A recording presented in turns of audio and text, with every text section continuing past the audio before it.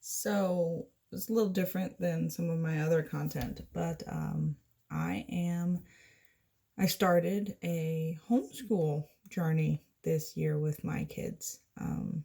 You've seen my daughter on previous videos, and I think my son might have been in one of them. But so I wanted to share some of the curriculum choices that I made for this 2020-2021 school year. They were both pulled out of public school. I am a mom of two kids, Elizabeth, who is 7 and would have been in 2nd grade, and Matthew, who is 5, almost 6, and is in kindergarten. So I'm going to share some of these things that I decided to do. So one of the things we're doing is, they call it morning basket. It's kind of like when you put the subjects together for both kids. So one of the things we're doing is Story of the World, which is a history curriculum. So this is our history. This is our spine. It has a lot of stories. It does focus a lot on the Greeks and Romans, which can be problematic, but considering they're in elementary school, I'm not too worried about it. I can cover a lot of things later when they get older and are more capable of doing this. This is fine. I read a chapter.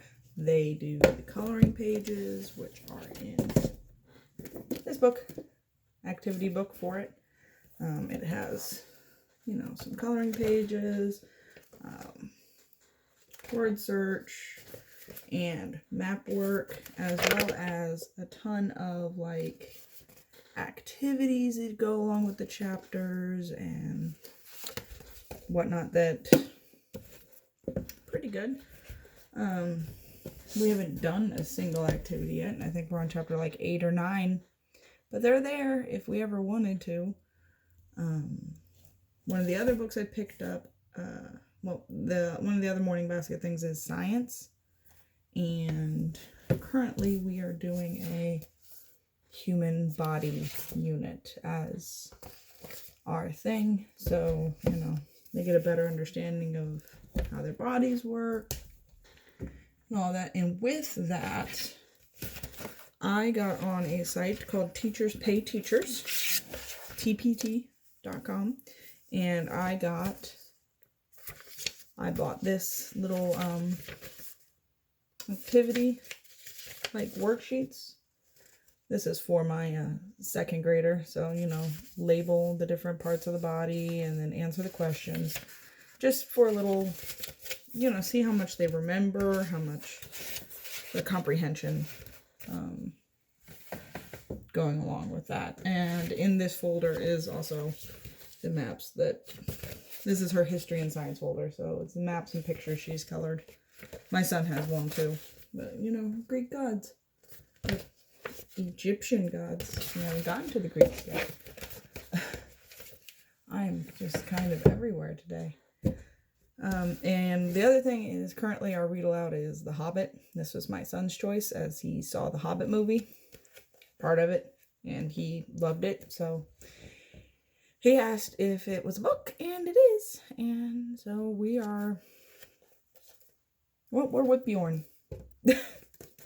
About halfway through. And now let's go over my kindergartner's curriculum. So we decided, my big goal for him this year was teaching him how to read. Big thing. He is very ready for it, and I heard a lot about it, did a lot of research, and I decided to go with the All About Reading curriculum. And this is the teacher book. The lessons are scripted. It's pretty easy for me to just pick up and go. So here's the beginning of a lesson. So it has everything you need, and then some more information, previewing things, etc., reminders and whatnot, things to review. You get into the new teaching. It does use letter tiles, which I can grab the bag. These are little magnetic, these aren't the ones we're using, these are the ones that we don't need yet. Letter tiles that stick on our whiteboard. and they can use them to spell words rather than have to write, which is not a skill that he is ready for just yet. But this is the full color edition. We are on lesson 21. He's ready to read us another story. This are the activity sheets. Obviously we've done a lot of them, but they are in full color. He loves them so very much. He loves doing them. He loves the pictures and cutting, and it's working on those skills for him too. I do let him cut them out sometimes. Sometimes I cut them out to make it faster. And then there are the readers, which come with it and go along with it. This is the first one. Again, full color pictures. It starts off very simply with just some, some very simple words about a ferret. This is the story he's about to read. He's very excited. He's almost done with this book. He's very excited about that. This is a bookmark that came with it. But there are 3 readers for this level. Run Bug Run, The Run Pig, and Cobweb the Cat. So he's reading, which in just a few short weeks he's very on it. He likes doing it. Something we got to supplement, and I can only find one of the boxes, but we got some Bob books so that he can read these short little stories as a supplement to All About Reading. So these are simple stories to read, but they give him the fluency, the confidence that he can do this. That is one thing that I've noticed about this curriculum in particular. About this curriculum in particular is that it gets them reading by lesson 2. Like, they're reading that first story in lesson 2. So it's very much like get them going and then just, here's a story. You can do this, it's fluency and mastery, and it's really awesome for him. Then, the other thing I do with that, this looks like a mess, and it is, but it's all of his worksheets that he's done. I am not required to keep things like this, but he likes to go back and redo the games, Feed the Monster. This one's like making a picnic, but he can go back and see the words that he did previously and go, well, those words are easy now. And it builds up his confidence that way in a lot of ways. But this is his All About Reading notebook, and he puts stickers on it. And, he likes it. I like it. I like having it. Some things we get to go along with that. These are from the Dollar Tree. Do not forget about the Dollar Tree, but simple phonics reinforcement. And then they have Sesame Street one. Letters and sounds. Again, simple phonics reinforcement, because he's so eager to do it that sometimes he gets things flip-flopped and confused. And so on top of this phonics reinforcement, he also plays a phone game on my phone as part of school called Teach Your Monster to Read. If he gets all of his other schoolwork done, he gets to play that for 20 minutes, and it has helped him immensely in reinforcing all of those phonics things that he forgets or confuses. Something else we got was numbers, and this is mostly just he knows his numbers. It's mostly I got it for the practice writing the numbers. As that is something, again, he is a pretty reluctant, he can do it. He's a pretty reluctant writer, so I want to get him more into at least making sure all of his letters and numbers are formed correctly, which was a reason I picked up some Handwriting Without Tears books. This is preschool level. And the reason I started with this one is because he really didn't know how to do some of them. And he's taken different colored pencils and made them. He doesn't color in it unless he has to. Sometimes he comes back and colors it later. Like this. I don't know why the otter had to swim in a Red Sea, but he did. But it's done wonders for his hand-eye coordination and control. There's K for kite. And then he's going to be done with this by the end of October. He's doing 2 pages a day because it is easy for him. So next level up, I got Kickstart Kindergarten. Again, it has a lot of coloring and a lot of capital practice, but it does get into getting them to write smaller and write the lowercase. It'll get him set up properly, I think, for 1st grade, which is going to be homeschooled. I'm not sending them back. I don't think. We're all really enjoying this. In his last subject that he really does every day,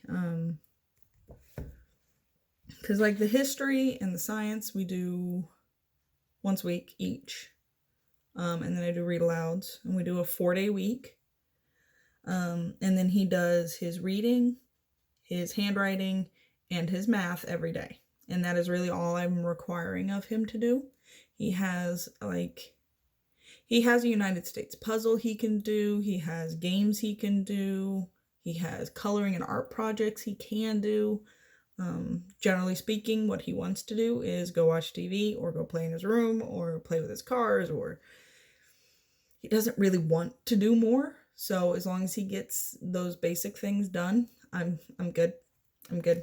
So for math, we decided to go with Singapore Primary Mathematics, the Common Core edition.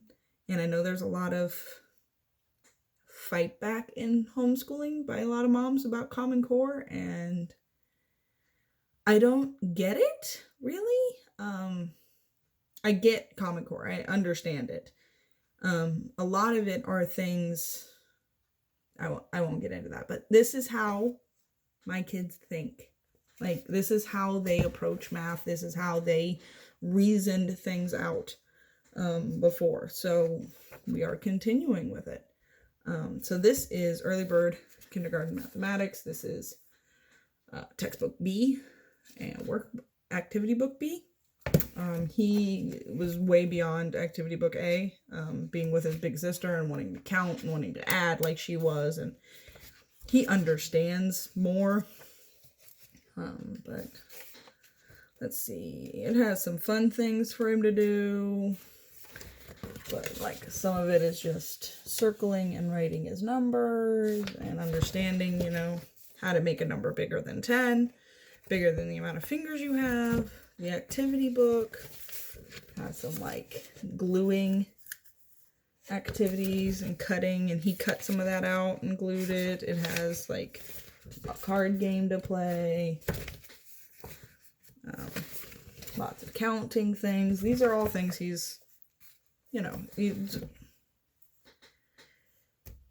I like it. It's teaching it in a way that I think makes it easier to understand and doesn't try to make it abstract, because at his age, abstract thought isn't a thing. I will say, this takes manipulatives. Thankfully, I have some. But you might consider getting some, even just Legos, like just some, all the same size Legos or something similar. You could use that, but it does seem to require some manipulative aspects, which we have, thankfully, and use.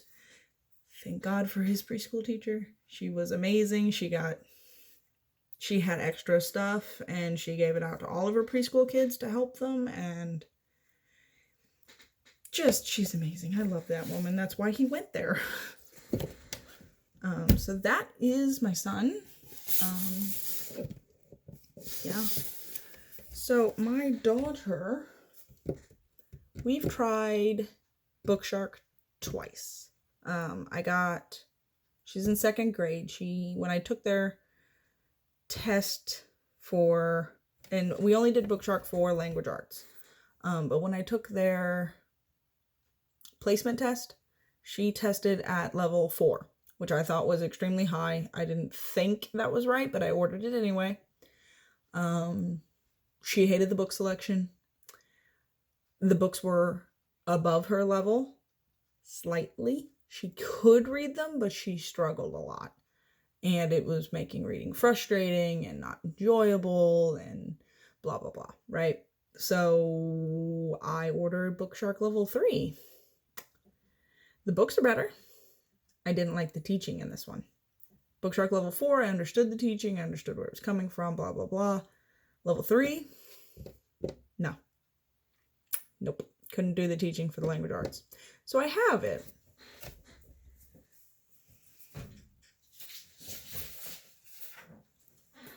I have Bookshark Language Arts Level 3, and I'm literally using it for the comprehension questions about the books.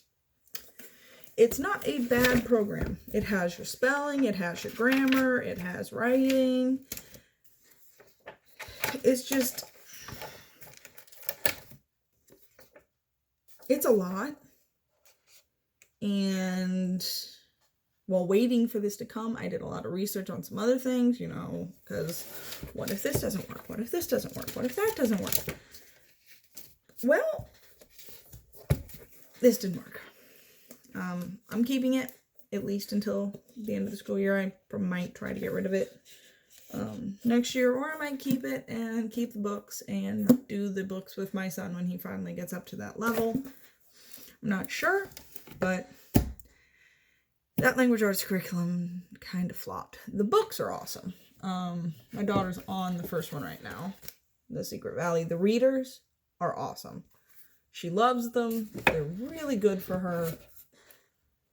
Here's one she's excited about, Viking Adventure. Where's the other one she's excited about? Marco Polo. She's excited because this was a real person, and she wants to learn all about him. Yeah, she's excited. She's excited about the readers for this one. She was not excited about the readers for the last one, which was things like Ralph S. Mouse. This is level 4. And she read it. She did finish this. She just didn't like it. And like The Whipping Boy. She didn't like those. C'est la vie. So for language arts now, I decided to go with First Language Lessons for the Well-Trained Mind. This is level 1. She needs a lot of reinforcement on a lot of things, and I think the memory work will definitely be beneficial to her. So I have this. These are very short lessons. Short, sweet, easy to read, go through. It is scripted. What you say, how many times you say it. There are poems to be memorized. There are pencil renderings of art to discuss and analyze. I like it. It does seem like we're going to be doing a lot of repetition. Like, I'm pretty sure the whole month of October is going to be about nouns. I don't consider that necessarily a bad thing. It'll help cement what a noun is up here. And then for writing, I went with Writing with Ease. Now this is the all 4 years book. You can get this or you get the workbooks. The workbooks is this, but they choose everything for you. This means that this one, I will take her book and I will find the copywork for her. I will find the comprehension passages and I will read them. I'm going to use her readers to do her writing, and she will respond better to that integrated thing, because that is one thing she liked about Bookshark, was that their copywork or whatnot was integrated in the books that she was currently reading, and she could recognize the passages and be like, hey, I read that, and that was something that excited her about it. All the writing was not. So she needs to go back to bare bones writing. This is dictation, narration. I'm going to start her on year 1, but she hates copywork. How do you get around that? She doesn't hate dictation. Come to find out, if I tell it to her, she will write it down, and we will deal with spelling errors and punctuation errors, and I will have her correct them as we go. After she's finished writing all the words, we will correct spelling errors and whatnot, but she cannot stand copywork. So I'm changing copywork into dictation, because she can remember what I say. So that's what we're doing. And the reason I know that she can do dictation is because we're doing all about spelling. We've already done level 1. Literally this year we did level 1. She devoured level 1. She did a lesson a day, 4 days a week. Devoured level 1, and she's devouring level 2. She doesn't forget the rules. She can do it. She loves it. But the reason I know she'd take dictation is because every time I read out the words to her, or the phrases, or the sentences, which are great for enforcing the rules and stuff, she can repeat the sentence to me, no problem. She can write it all down. Good to go. So, this is her spelling curriculum. This also uses the letter tiles that my son's All About Reading. It is from the same parent company, All About Learning Press. I say a lot. I'm sorry. Both of those things also use cards, which I've put in the same box. This is an All About Reading box, but I didn't feel the need to get 2 boxes for... But this is my son's All About Reading down here, and then my daughter's All About Spelling is up here. She is a good portion. This is the card she has yet to go through. These are the cards he has yet to go through. And then I put this in here, the little divider. But they like how many different things. I will say that. It seems like a lot of moving parts. They like that it is different every time. My son likes that on one day we'll do tiles, and the next day we'll do the activity sheets, and then the next day we'll do the hard part and do the fluency. Or then we will, read one story, and then we'll read the other story. We don't try to fit both into the same day. I have learned what his pace is with All About Reading. I've learned what her pace is with All About Spelling. As the rules have gotten more difficult through this, we've slowed down. First few lessons, we were doing a lesson a day. By lesson 6 or 7, we were down to 2 lessons a week. Now we are on lesson, I don't remember, but we do 1 a week. I do the lesson on Monday. We do the spelling with tiles Monday, and then we spell on paper Tuesday. Wednesday, or day 3, we do the phrases, and then Thursday we do sentences.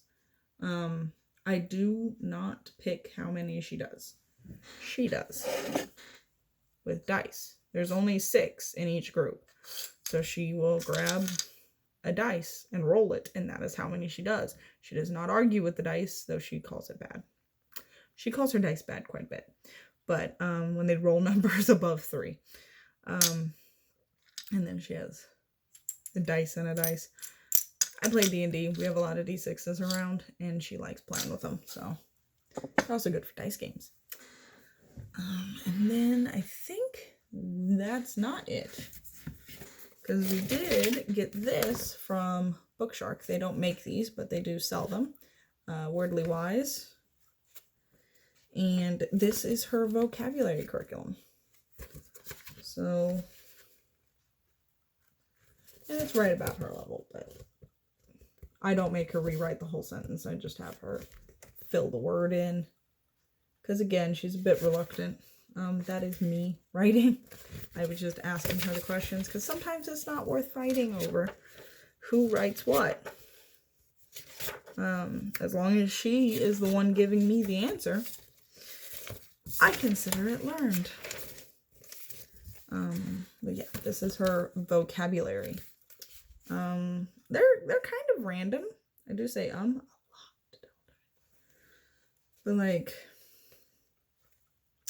they contain words that she wouldn't otherwise encounter, like barometer. She would never even think to ask me, what's a barometer? She kind of knows now. Granite, wisp, crow, code, appetite. Definitely helping her reading, helping her remember to ask what words mean, and generally improving it quite a bit. This is her writing notebook, mostly filled with spelling,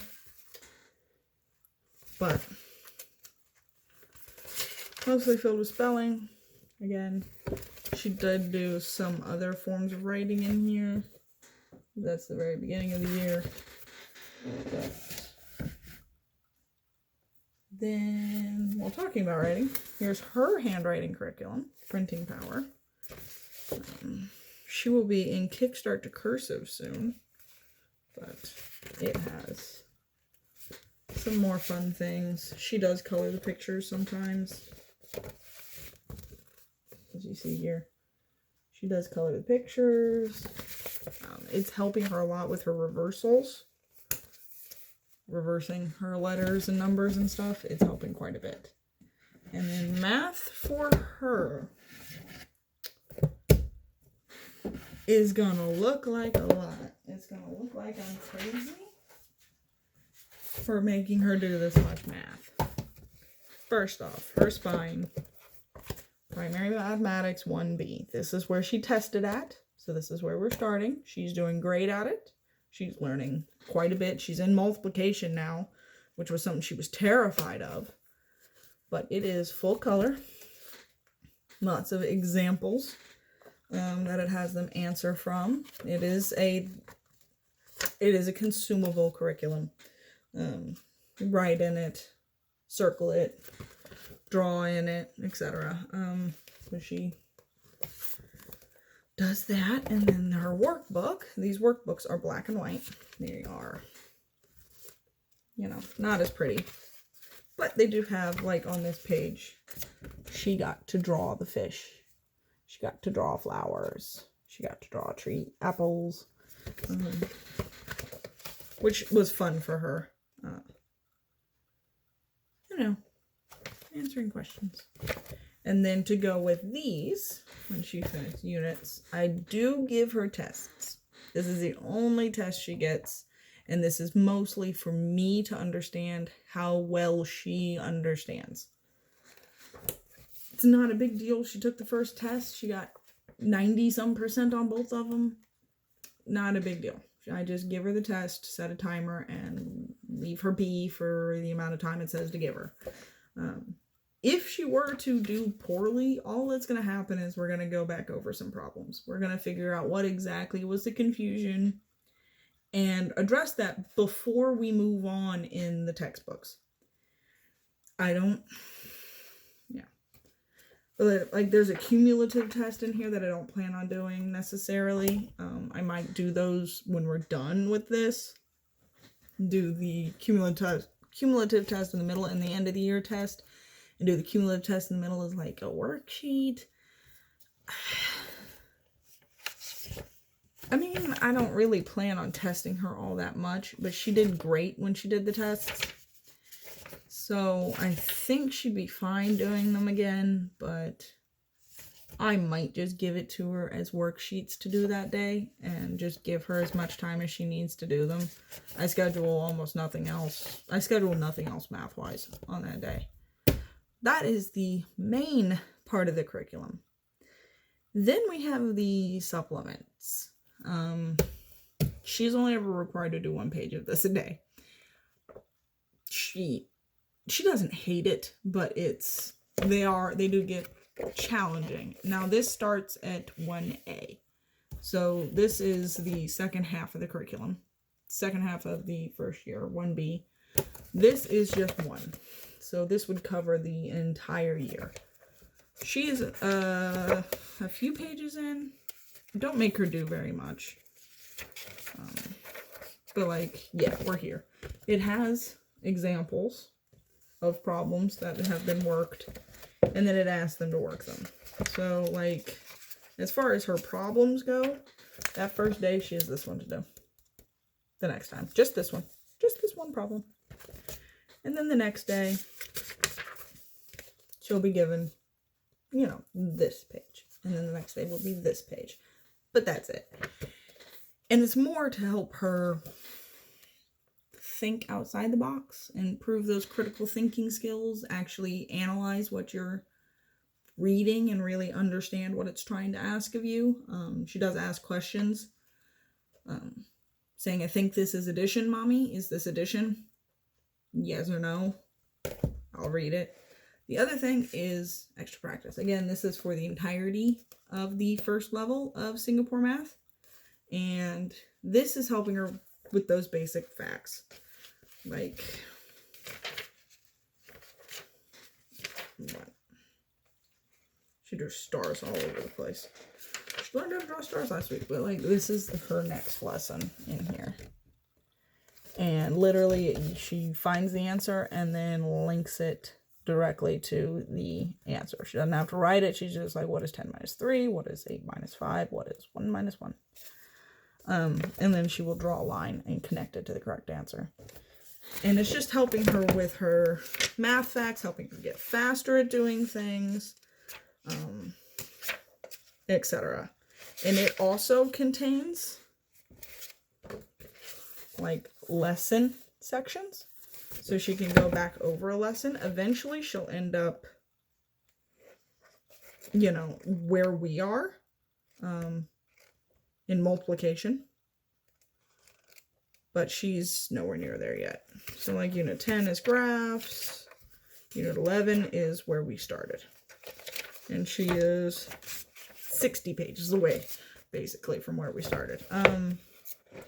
So by the time she gets there, she'll be out of this, probably. But this is her extra practice. I generally ask her to do 1 exercise a day. That might not always happen. If she doesn't get it done, it's not the end of the world. At least I don't consider it to be the end of the world. So that's pretty much it. That is a lot. But that is pretty much it. She also